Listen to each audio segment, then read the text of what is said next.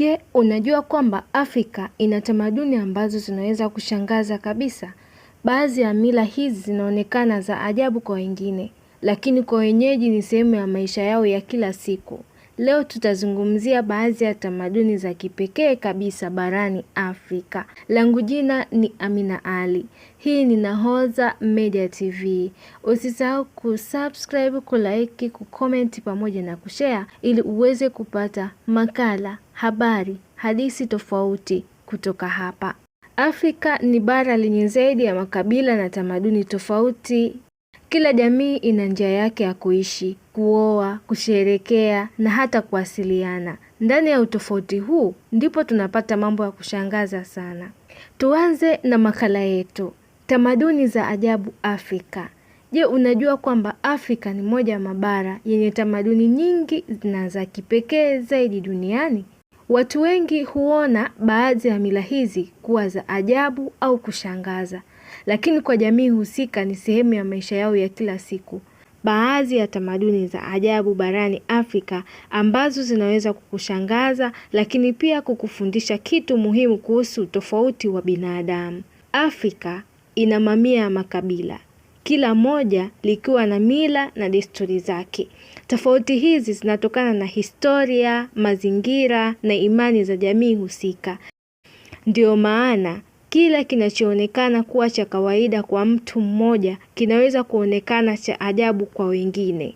Moja ya tamaduni zinazovutia ni zile zinazohusiana na ndoa. Katika baadhi ya jamii, ndoa si tu muunganiko wa watu wawili, bali ni muunganiko wa familia nzima. Kuna maeneo ambapo familia hubadilishana mabinti ili kuimarisha uhusiano wao.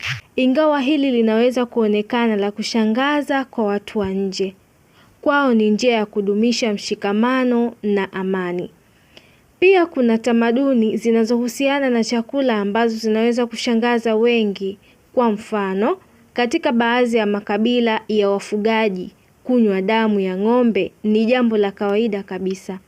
Damu hiyo huchukuliwa kwa njia maalum bila kumuua mnyama na huaminika kuwa na virutubisho muhimu vinavyoongeza nguvu mwilini.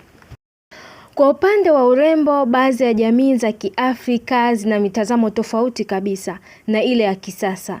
Badala ya vipodozi vya viwandani, hutumia vitu vya asili kama udongo, majivu au rangi za mimea kupamba miili yao. Hii si kwa ajili ya uzuri tu, bali pia ni alama ya utambulisho, hadhi au hata hatua ya maisha ya mtu.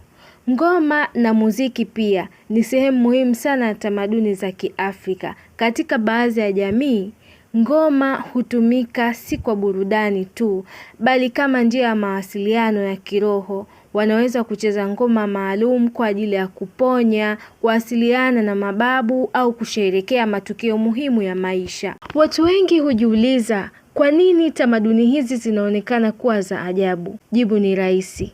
Ni kwa sababu ya utofauti ya mitazamo. Kila jamii hujenga maisha yake kulingana na mazingira na historia yake. Hivyo basi, kile unachokiona kuwa cha ajabu kwa wengine ni maisha ya kawaida kabisa.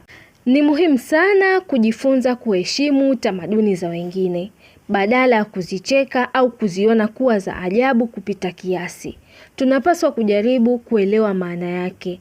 Hii hutusaidia kuwa na mtazamo mpana zaidi ya kujenga heshima kati ya jamii mbalimbali.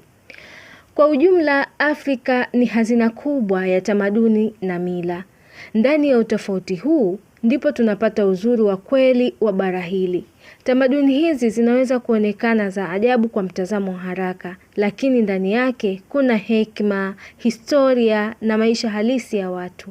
Kwa hiyo, wakati mwingine ni vizuri kujifunza kabla ya kuhukumu, kwa sababu kila tamaduni ina hadithi yake. Ukifurahia maudhui kama haya, usisahau kulike, kushare na kufollow ili kuendelea kujifunza mambo mapya zaidi. Asante kwa kunisikiliza. Natumai umejifunza. Tuandikie comment yako hapo chini. Utuambie kiupande wako unalizungumziaje hili.